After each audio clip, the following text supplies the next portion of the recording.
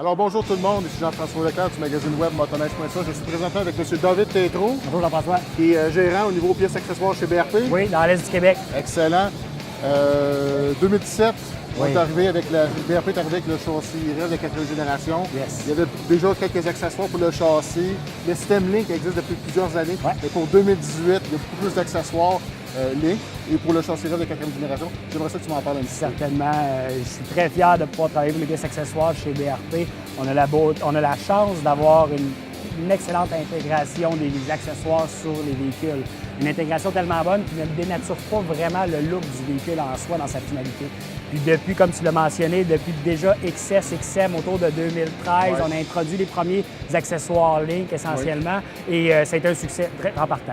Puis à partir de là, dans la façon que l'accessoire est installé, qu'il est solide, puis dans son intégration avec le véhicule, c'est un fort succès et on a continué à surfer ce succès-là pendant les années qui ont suivi. On arrive quasiment à l'apogée de l'exécution avec une multitude de sacs qui sont maintenant rendus empilables. Avant, on cherchait à les ajouter. Maintenant, on peut les ajouter un par-dessus l'autre. Qu'est-ce qui est le fun, comme je disais l'année passée, c'est que moi, je suis un amateur de MXZ.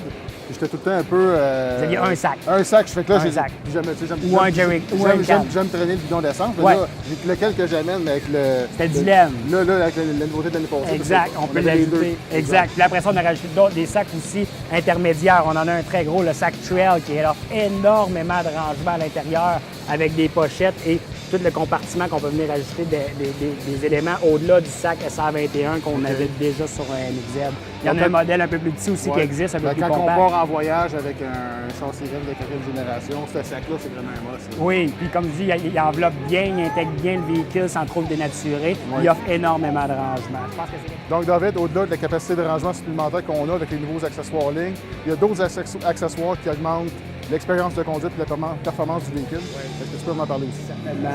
On a deux nouveautés qui se retrouvent accessibles maintenant au guidon pour changer le comportement du véhicule.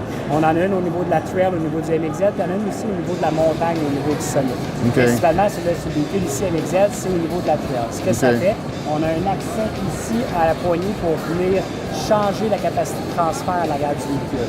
La façon que ça se fait, c'est qu'on permet de retirer le bloc d'appui en caoutchouc qui est à côté du bloc de transfert dessus. En venant le sortir du système, on se retrouve à avoir énormément de transfert pour travailler. On a le but de faire lever les skis.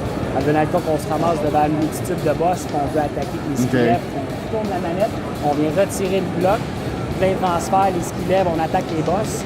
À la sortie des bosses, on veut s'assurer que les skis restent bien plantés. On retourne le bloc de caoutchouc à sa place et essentiellement, le bloc de transfert vient commencer à travailler comme avant. Les skis restent bien plantés au sol pour attaquer la courbe qui s'en vient.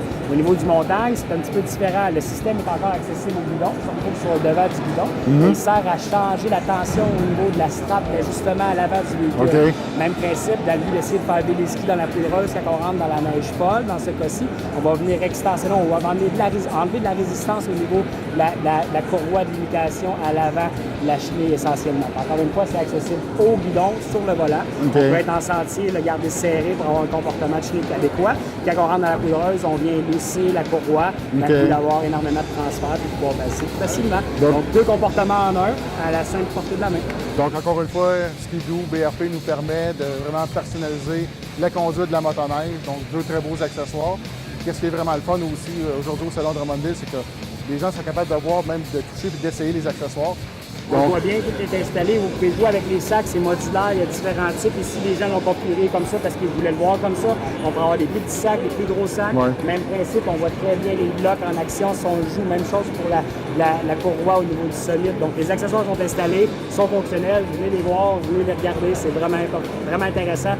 Il y a des belles nouveautés pour ça. Excellent. Donc, David, je te remercie énormément. Je te souhaite une très belle saison 2018 chez Ski-Doo. Merci. Merci beaucoup.